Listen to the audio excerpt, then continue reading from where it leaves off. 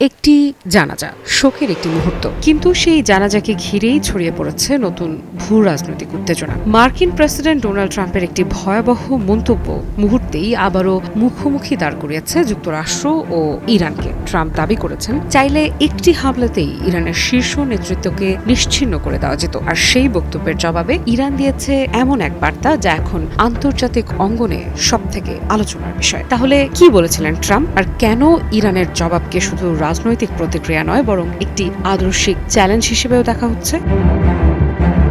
ঘটনার সূত্রপাত মার্কিন সংবাদ মাধ্যম এক্সিওসকে দেওয়া প্রেসিডেন্ট ডোনাল্ড ট্রাম্পের একটি সাক্ষাৎকার থেকে। সেখানে তিনি বলেন, ইরানের সাবেক সর্বোচ্চ ধর্মীয় নেতা আয়াতুল্লাহ আলী খামেনির জানাজার অনুষ্ঠান তিনি নিবিড়ভাবে পর্যবেক্ষণ করছিলেন। তার দাবি, ওই অনুষ্ঠানে ইরানের শীর্ষ পর্যায়ে প্রায় সব নেতাই এক জায়গায় উপস্থিত ছিলেন।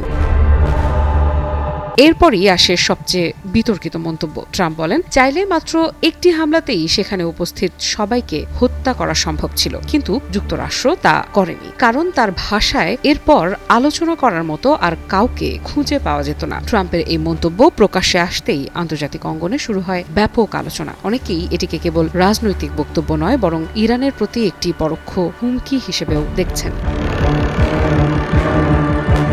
তবে ইরানও চুপ থাকেনি, খুব দ্রুতই আসে পাল্টা জবাব। ইরানি কর্মকর্তারা ট্রাম্পের বক্তব্যকে ঔদ্ধত্যপূর্ণ বলে আখ্যা দিয়ে বলেন, মানুষকে হত্যা করা যায়, কিন্তু কোনো আদর্শকে কখনোই হত্যা করা যায় না। অস্ত্র দিয়ে একটি জীবন শেষ করা সম্ভব, কিন্তু একটি বিশ্বাস, একটি দর্শন কিংবা একটি আদর্শকে ধ্বংস করা সম্ভব নয়।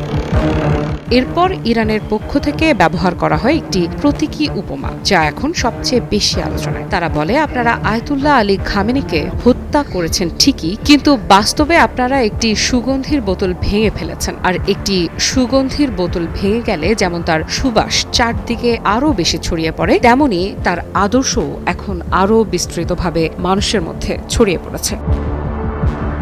এতেই শেষ হয়নি ইরানের প্রতিক্রিয়া। বিবৃতিতে যুক্তরাষ্ট্রের রাজনৈতিক সংস্কৃতি ও নেতৃত্বেরও কঠোর সমালোচনা করা হয়। তেহরানের দাবি, ট্রাম্প কিংবা তার প্রশাসনের পক্ষে এই ধরনের আদর্শিক বিষয় বোঝা সম্ভব নয়, কারণ তাদের মতে শক্তি দিয়ে সবকিছু অর্জন করা গেলেও ইতিহাস, সভ্যতা কিংবা মানুষের বিশ্বাসকে নিয়ন্ত্রণ করা যায় না।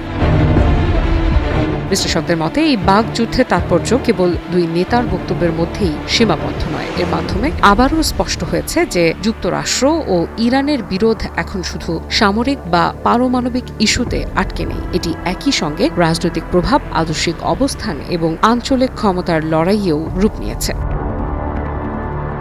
একদিকে ট্রাম্পের বক্তব্য দেখিয়েছে ওয়াশিংটন এখনও ইরানের নেতৃত্বকে কৌশলগত দৃষ্টিকোণ থেকে মূল্যায়ন করছে। অন্যদিকে তেহরানও জানিয়ে দিয়েছে তাদের কাছে এই সংঘাত শুধু অস্ত্রের নয় বরং বিশ্বাস ও আদর্শেরও লড়াই।